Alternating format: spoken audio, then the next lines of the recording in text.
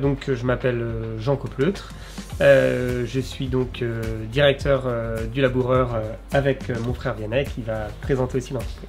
Donc nous on est le Laboureur, on est une maison de confection française, ce qui veut dire qu'on fabrique en France du vêtement. Et notre particularité, c'est qu'on va plutôt fabriquer du vêtement de travail. On est d'ailleurs une des dernières entreprises françaises à en fabriquer en France dans notre atelier de Saône-et-Loire à Digoin.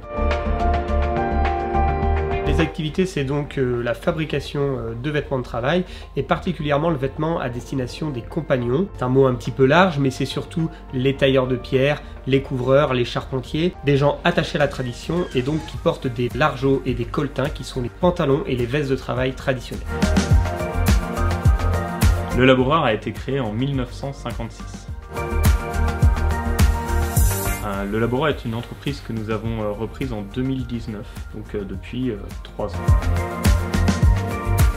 Alors, on peut considérer que l'entreprise est regroupée en 3 services. Le premier, c'est évidemment tout ce qui est bureau, administration. Le deuxième, c'est ce qu'on appelle le magasin, c'est-à-dire saisir les commandes des clients, être à leur écoute, les conseiller, les informer aussi des délais, de la disponibilité des produits. Et puis notre troisième grand service, c'est vraiment l'atelier. Alors l'atelier, ça va regrouper beaucoup de métiers. Ce qu'on fait aujourd'hui, c'est transformer la matière. On reçoit des rouleaux de tissu et on fabrique derrière des vestons comme ceux que nous portons actuellement. Donc dans les métiers que nous avons matelasser les tissus, faire la coupe, monter le vêtement de A à Z et puis évidemment tous les métiers support, dont par exemple la maintenance et la mécanique sur nos machines. Aujourd'hui, nous sommes 30 salariés à plein temps en CDI au Laboureur. Comment se passe l'intégration au Laboureur? Au Laboureur, on a des métiers assez spécifiques et notamment dans le vêtement de travail traditionnel. Nous recrutons des personnes qui peuvent avoir ou non une expérience dans la couture et globalement nous transmettons le savoir-faire et nous les accompagnons jusqu'à ce qu'elles soient autonomes sur leur machine et sur les tâches spécifiques qu'elles vont réaliser. Pour terminer, en fait, on ne recrute pas forcément des personnes qui ont des compétences développées en couture. On recherche plutôt des personnes qui ont de l'appétence à travailler manuellement, tout simplement avec leurs mains, qui sont motivées. Et ces personnes-là qui viennent, au début, on n'a pas de choses à leur imposer, on n'a pas de cadence. On essaie tout simplement de les mettre à l'aise et qu'elles puissent apprendre le métier pour travailler dans des bonnes conditions.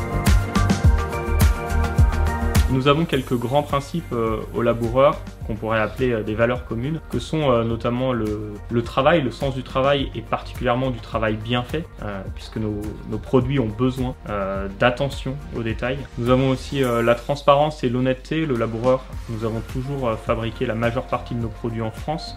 On est honnête sur les étapes, l'atelier est juste derrière nous, c'est assez important. Et puis la simplicité. Pourquoi la simplicité? Parce que nos produits sont des produits simples, peu sophistiqués mais durables. Donc pour nous, un produit simple finalement, c'est un produit que vous allez garder longtemps et qui va vous permettre de travailler dans des bonnes conditions. Pourquoi nous rejoindre? Bon, alors c'est vrai qu'il faudrait plutôt poser la question aux personnes qui sont bien au Laboureur. Pourquoi nous rejoindre? Parce qu'on est une entreprise qui existe depuis longtemps sur le territoire, à Digoin ici en Saône-et-Loire, parce que c'est une entreprise qui se développe, donc on a besoin de main d'œuvre, parce que c'est une entreprise intéressante où travailler. Aujourd'hui, on est dans une nouvelle dynamique, c'est comment on va garder notre savoir-faire traditionnel en l'alliant à des techniques peut-être un petit peu plus modernes de mise en valeur ou de vente de nos articles. On a également une partie à l'export qui se développe, donc pour ça on a besoin de gens qui ont une appétence à la fois pour présenter et vendre nos produits et puis bien évidemment pour les fabriquer ici à Digoin.